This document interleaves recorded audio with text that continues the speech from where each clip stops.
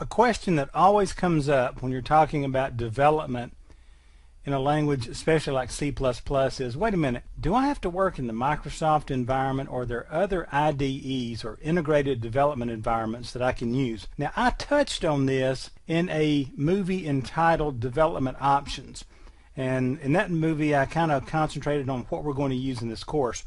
But I want to give you just a little bit more background and a little bit more intense of a resource here, if you will, and understand that when it comes to choosing an integrated development environment, this gets down to things like why there are Democrats and Republicans. You know, people drive Fords, they drive Chevys, they use paper or they use plastic. So what I'm getting at here is some of this seems to be genetically based or something, or it's based on our environment, or the particular part of the country we grew up in, or the world we grew up in, and so forth. And so let's talk about the basic question: what makes a good integrated development environment? Well, if you ask about 100 people that, you'll get about 110 different answers. And I know that's mathematically impossible, but it's almost that bad.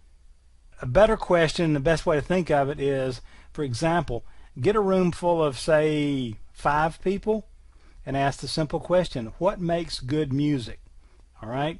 Well, it's easy to answer in some ways, but almost impossible in others. There are 1 or 2 basic foundational standards, and when we're talking about good music, you know, it's got to have, you know, a beat, it's got to have some sort of discernible pattern. It needs to be based, if you're in the Western world here, you know, on the 12 semitone scale, that sort of thing. If you're from other parts of the world, it's going to be based on what you're used to hearing, what your ear has kind of been tuned to through life.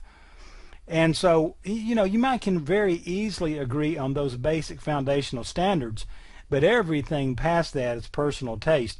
How the drums are played, how they're mixed, how the guitar sounds, whether there's even a guitar, whether there's a lot of brass, whether there's no brass, on and on and on.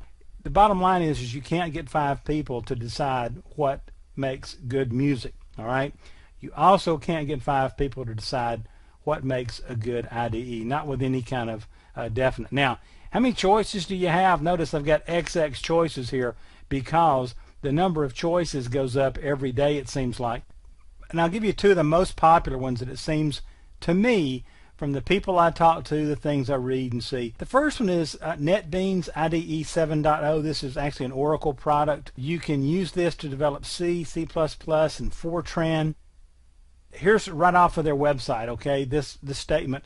You can develop professional native applications in C, C++, and Fortran for a variety of platforms, including Windows, Linux, Mac OS, and the Solaris operating system. Now, that's my best salesman voice. But NetBeans looks good. A lot of people like it. You can find a lot of comments out there on the internet. I've never developed in it a whole lot. CodeBlocks is extremely popular. I've already mentioned it before in the course. This is an open source product.